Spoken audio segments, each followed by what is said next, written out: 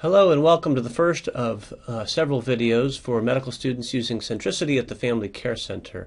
This is just a general intro to Centricity, and there will also be a video that describes in more detail the desktop, which is what you're looking at right now, and then 3 videos about how to write progress notes, one for an adult office visit, another one for a well child check, and the last one for a prenatal visit.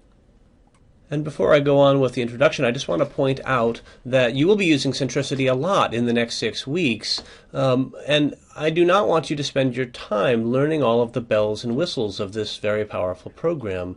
Your basic job as a third-year clerkship student is to learn how to write a basic progress note.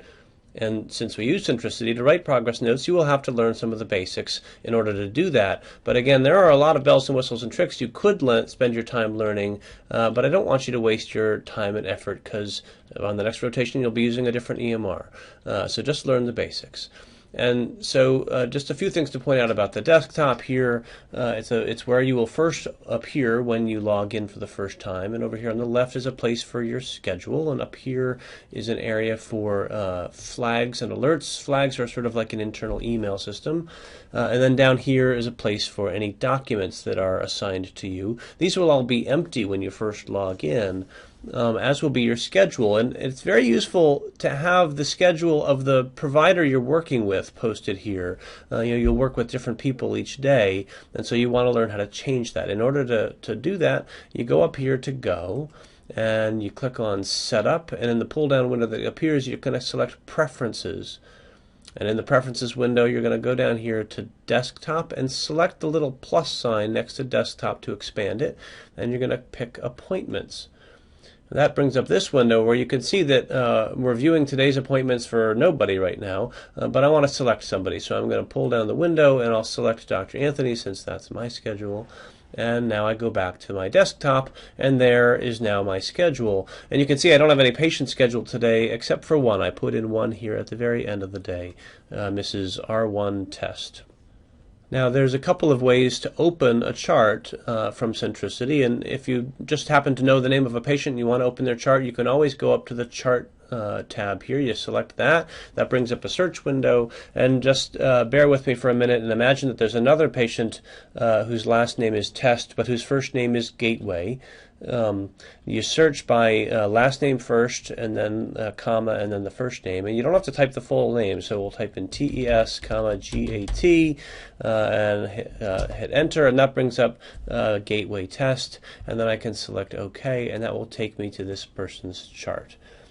Now, going back to the desktop for a minute by selecting desktop, I want to point out the reason it's nice to have the doctor's schedule here is that gives you easy access to all of the charts of the patients you're going to see on a given day, because you can get to them right from the desktop. So if I want to open Mrs. R1 Test's chart, I select her, and you can see she's highlighted in red, and then I go to Open Chart, and that takes me directly to her chart.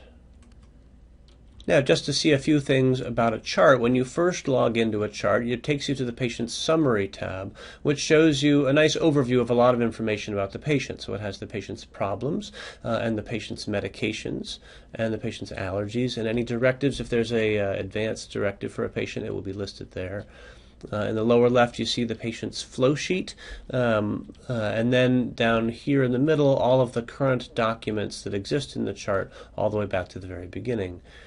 Now, across the middle of the window, you can see all these different tabs, and these are places where you can get more detailed information around from the patient's chart. And this is a read-only section of the chart, so you can't enter any information in any of these tabs. You only read information. So select on History, and you can see the patient's past, family, and social history, and their surgical history. Whatever was last entered there will appear in that tab. Next is the Problems tab, where you can see any of the active problems that this patient has coded into their chart. Next is the Medications tab, which lists the active medications. And actually right now we're looking at all medications, including older ones that have been removed. So you can see that carbidopa-levodopa was originally prescribed with these instructions, and then on July 1st, 2013, they were changed. And so if I want to just see the active meds, I can select on the actives, and I gets rid of all of the defunct medications. The next tab is for alerts and flags, and here's where I could see the allergies and any directives the patient has. The next tab is very useful. It's the flow sheet, which allows me to see graphically information about the patient. And there's a bunch of different flow sheets. I could say look at just the patient's CBCs by selecting this, or I could look at their cholesterol management to look at all their lipid panels laid out. And it's a nice place to see information in tabular form, which is a nice condensed way of reading information. Now I'm going to skip the Orders tab for now because you really won't use that as a med student, and take you to the Documents tab, which is another place just to see a listing of all the documents that exist in this person's chart, including office visits, any imaging studies they've had. Here's a refill request, and I can actually filter this. If I want to just look at labs and office visits, I can select that. This patient doesn't have any labs in her chart. I could select just only EKG reports, and again, this person doesn't have any, but usually the default is to look at all of the documents. Now, going back to the summary, I'll show you the basic process of writing a note at the Family Care Center. The encounter is always initiated by the nurse. When the nurse goes and puts the patient in the room, he or she will open up an encounter and will put in the vitals, and then route that note to the provider who's responsible for that patient. In this case, it's Dr. Triforos. So for you, if you're going to go see Dr. Triforos' patient, you go into the room and you open up the office visit, and by doing that you go to the open office visit, and you can tell this is the open one because it has this little icon here which indicates that it is an unsigned document, and it will have today's date here in the window. So to open it, you just double click on it, and that takes you to the visit. And this opens up the encounter, and you can see it opens up to the vitals form, where you can see the vitals that the nurse entered.